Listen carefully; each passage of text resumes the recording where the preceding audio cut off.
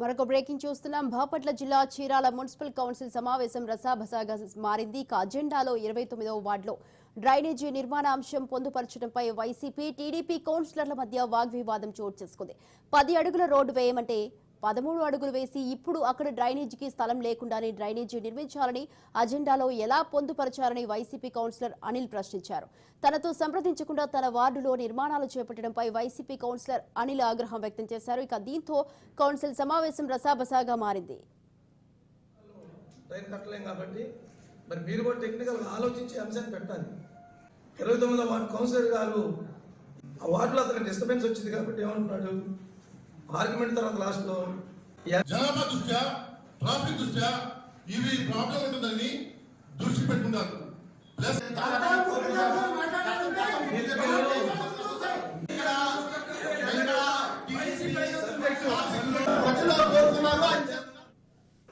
బాపట్ల జిల్లా Chirala municipal council సమావేశం రసాభసాగా మారింది. అజెండాలో 29వ వార్డులో డ్రైనేజీ నిర్మాణ అంశం పొందుపరచడంపై వైసీపీ, టీడీపీ కౌన్సిలర్ల మధ్య వాగ్వివాదం చోటు చేసుకుంది.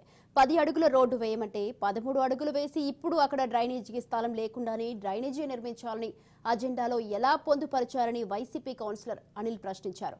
తనతో సంప్రదించకుండా తన వార్డులో నిర్మాణాలు చేపట్టడంపై వైసీపీ కౌన్సిలర్ అనిల్ ఆగ్రహం వ్యక్తం చేశారు. దీంతో కౌన్సిల్ సమావేశం రసాభసాగా మారింది.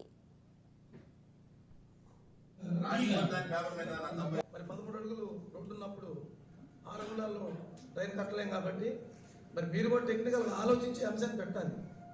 29వ వార్డు కౌన్సిలర్ గారు ఆ వార్డులో అతనికి డిస్టర్బెన్స్ వచ్చింది కాబట్టి ఏమంటున్నాడు, ఆర్గ్యుమెంట్ తర్వాత లాస్ట్ లో జనాభా దృష్ట్యా, ట్రాఫిక్ దృష్ట్యా ఇవి ప్రాబ్లం ఉంటుందని దృష్టి పెట్టుకుంటారు. ప్లస్